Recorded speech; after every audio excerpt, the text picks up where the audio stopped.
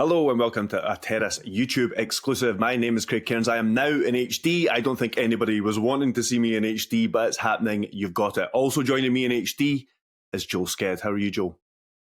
Good. That's exactly why I put the hat on, because it was bad enough in normal with my hairline. I just thought, you know what, no one wants to see that close up in HD, so that's why I look like a total yank with a baseball cap. So It was a last minute thing, I noticed. You came on the call still with your hair showing, so I did wonder why it went on last second. yeah, because I took my hat off and I was like, I don't want to get bullied for wearing a baseball cap, but then when I noticed, so I'll get bullied with my hair. Look at that, and I've been wearing my cap all day, so that's where I got the line from. So yeah, it's bullied either way. Who cares? You were saying you're having a wee bit of stressful time, Joel, so we've got you here to let off a wee bit of steam. We're going to talk about Neil Warnock. He had his first game in charge last night. We were talking here on Wednesday afternoon.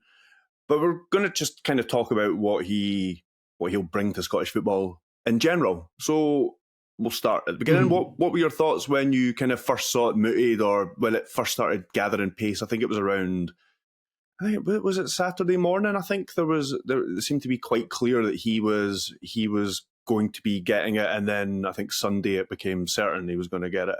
But yeah, what were your thoughts around that time? Around that time, so my feelings have kind of changed and evolved over the last 4 or 5 days or so. When he first was mooted, I thought, oh, that's an interesting one, a really interesting character. We've all seen the memes and the gifs and the videos of him down south, but at the same time, a pretty substantial CV, a successful. You'd say it's certainly a successful lower league manager in England too. I think he's done some incredible work, whether it was with Sheffield United, or more recently. That's his biggest one, Sheffield United, or more recently with Huddersfield and Rotherham. And so that's especially with Aberdeen looking for a stopgap until the summer. I just thought it made a lot of sense bringing another character into the game. So yeah, I thought it seemed sensible, and just getting a guy who's a proven manager, which I think is important for Aberdeen, considering their last 3 managers that they've gone for. So yeah, it was positive. It was positive, kind of both on the field and off the field when it first got mooted. I'm similar to you. I've gone through lots of different opinions on this over the few days. But I suppose before we get to Warnock specifically, what do you think about Aberdeen appointing an interim manager? Because for me, it's kind of like it's a bit of an indictment of where the club is just now. Because why is there no plan B for when it's been obvious that it could come to an end with Robson for quite a while now? It's been obvious that it could come to an end, and it has come to an end. So that's kind of come to pass, but it seems like they've been caught with their pants down. It was the day before the transfer window closed. There's clearly no planning there, and then after that, they don't get their man in. I mean, now fair enough if it gets to the summer and the guy that they want doesn't want to take over until the summer, and they get the right man in, then fair enough. But right now, it doesn't look great that now they're going to go through another manager before they get the man that they want, if they get the man that they want.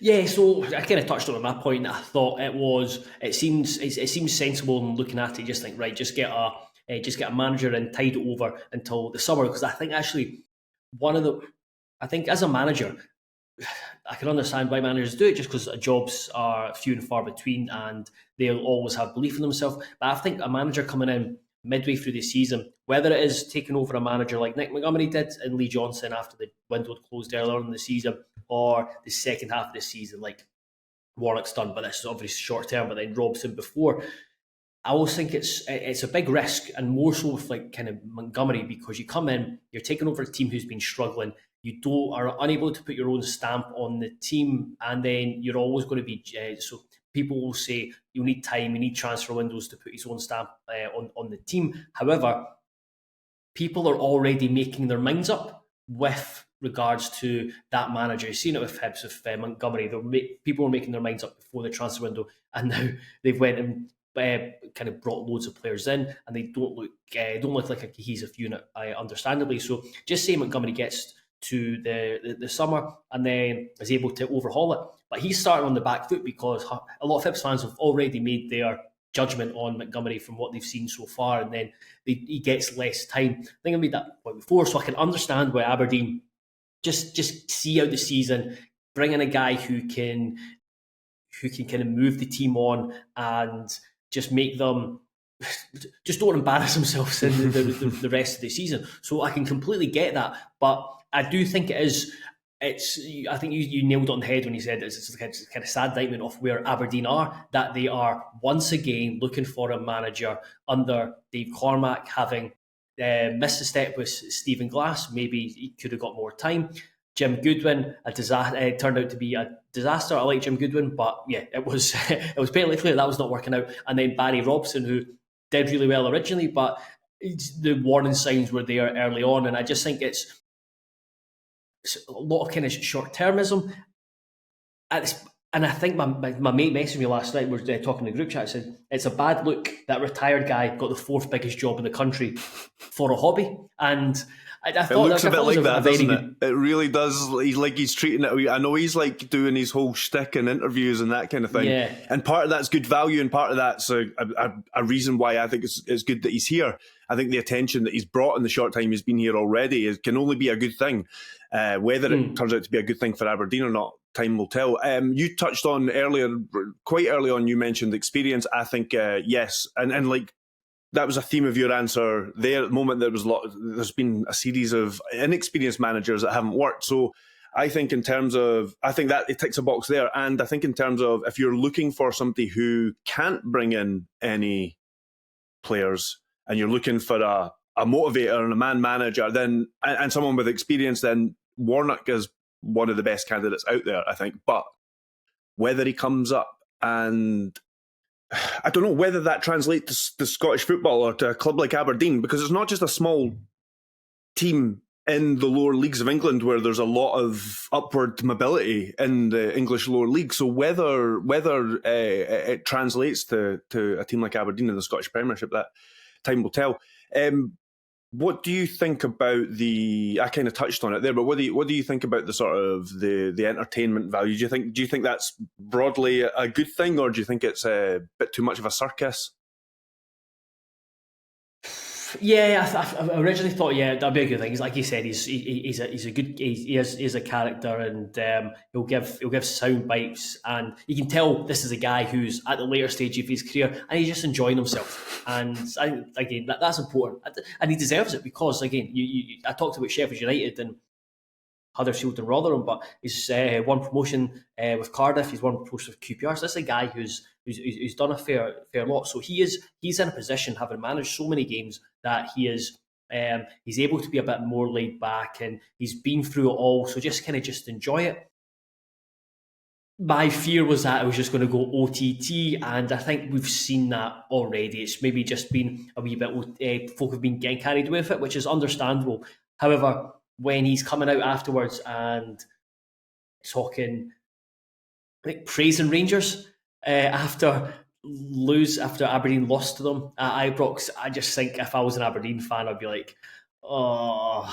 So that was going to be my next point. The other side of that coin is, and I wish I'd kept the tweet up, because somebody, I think it might have been a Heart and Hand tweet from the press conference, and he put, I've got it right here, three quotes. Yeah, so there was two. One of them was like, Rangers have got some bloody good players, eh? I didn't think your ball boys' time wasted up here was another one, and I can't remember the third. But yeah, I mean, and somebody else made the point that it's just in the wider context of that. Some other people have made the point that for a lot of people, that's Aberdeen's biggest rivals, or objectively, it's Aberdeen's biggest rivals, and you're sort of having a chuckle after losing the game. So I don't know if that kind of stuff is going to wash if the results don't turn around quite quickly. So yeah, the other side of it is that is that a sign? I'm just asking here. I'm not like accusing Neil Warnock of anything, but is that a sign of sort of what some people have alluded to, that it is like a bit of a retirement gig for him, or he might be underestimating the size of job that he's taken on here? Yeah, I'm maybe not underestimating the size of the job, but definitely I think it's it's kind of like a kind of wee retirement holiday for him.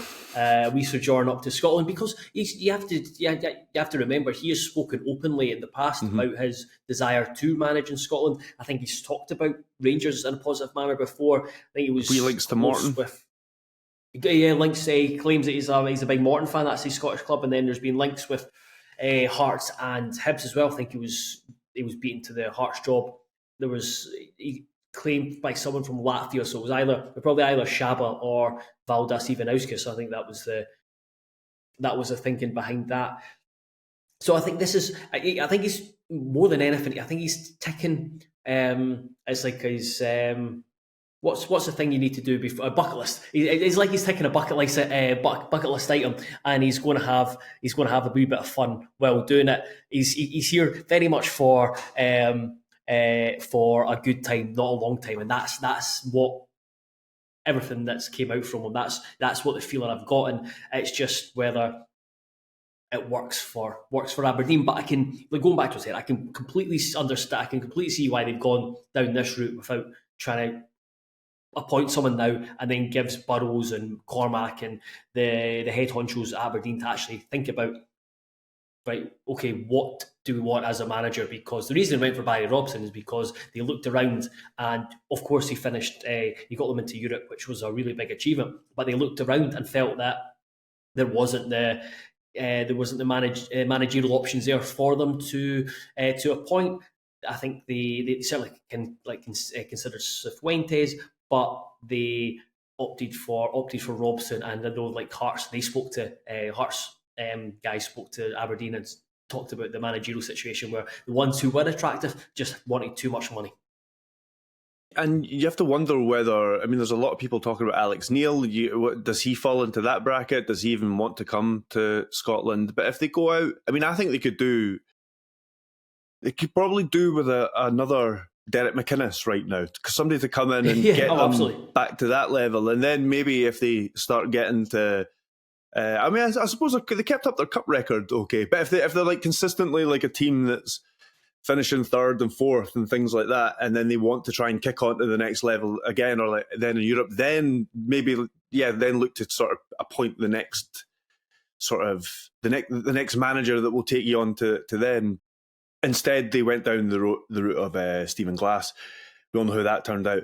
The Barry Robson one, I think they were a wee bit unfortunate with circumstance, because they probably didn't, because again, that was an interim to begin with, and then they just could not give him the job on the form. Is there a chance that this happens with Warnock, that he does so well, and then he thinks to himself, "Oh, I fancy this. I fancy a season in Scotland now," and he leads their Euro charge next season? Yeah, so I've just ruled it out straight away. But if Aberdeen were in Europe and he did well, I think he would want it. I think if he got offered an opportunity, Neil Warnock in the Conference League, of course he'd want it. Yeah, I'm sure he'd be all over that. Because as far as I'm aware, he's never led anyone to European football before, having managed mostly in the Championships. So that'll probably be another there's another bucket list item I can tick off. So yeah, I could, because his whole shtick is to manage in basically the final third or the second half of the season. But the opportunity of managing in Europe, I think, probably would interest / excite him.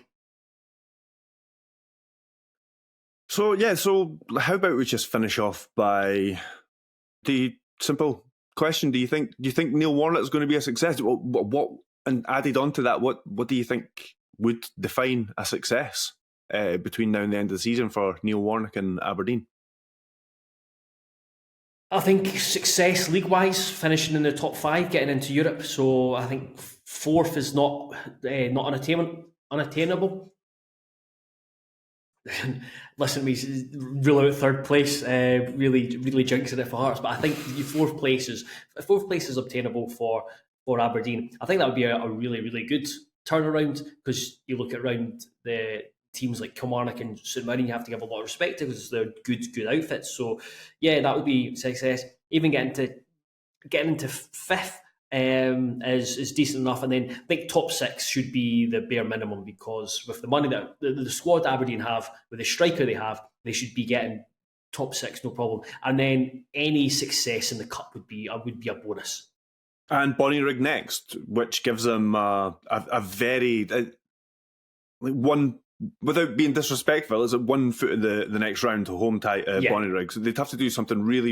It'd be another historic defeat in the list of Aberdeen Scottish Cup defeats, added to Darvel and Stenhousemuir. But that would probably top the two of them if it happened at Pittodrie. So you'd imagine they're through to that. And so, yeah, they've got a good chance at a cup run as well. And he's already said himself that he fancies a wee bash at the cup. You mentioned about the next McInnes, and in terms of the next manager, like, they wouldn't go for it, and the fans, I don't think, wouldn't accept it either. But like the most kind of McInnes manager out there, who I think would be a guarantee of being competent and competitive in the the upper echelons of the league, would be Robbie Neilson. But he's obviously gone to Tampa Bay Rowdies, and he's in America now, and he'll always have, I think there'll always be a perception because of how he was viewed by Hearts fans, but he is someone who just knows how to get a team to third place.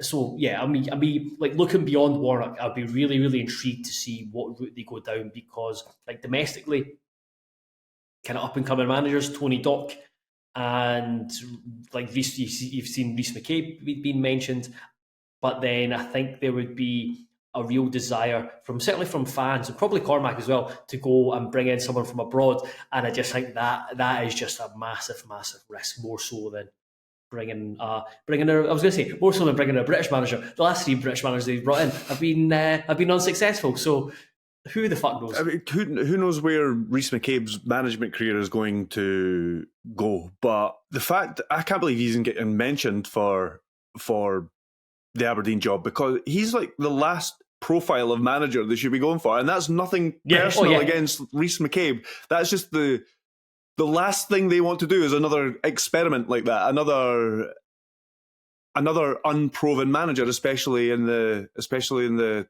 top flight. So I think that would, after Glass, less so Goodwin, now you've got a bit more experience the other two, but after Glass and Robson not working out, it would be crazy just to appoint another inexperienced manager. Yeah, so I can't see that happening at all. And I am a little bit disappointed that after your big spiel about the most Derek McInnes, blah, blah, blah, that you didn't actually say Derek McInnes, because I think Aberdeen could do a lot worse than just go get Derek McInnes back. I'm not saying it's going to happen, but like, I think... 100%. They could do a lot worse than get Derek McInnes back. I wonder if he would work with Cormac, and secondly, I just wonder if he's the type of guy to go back, considering how much success he had at Aberdeen. But even though the difficulties, so that you don't want to, as in the appointment of Glass, and like, you should have got rid of McInnes in the first place. McInnes was like, he wanted to leave, Aberdeen wanted him to leave. It was coming. But then it's been the replacement every single time. It's been the replacement since McInnes. I would just Google them there. Just go out and get Frank Lampard. Bring him up here and just have a laugh. I just seen he was being tipped to be the new Chelsea women's manager. So his managerial stock has taken. I think Warnock's a circus, then Lampard would be 10 times that. Anyway, I think we're done here, Joe. Anything else you want to add? You want to wish Neil Warnock good luck? No, absolutely not. Good luck, Neil.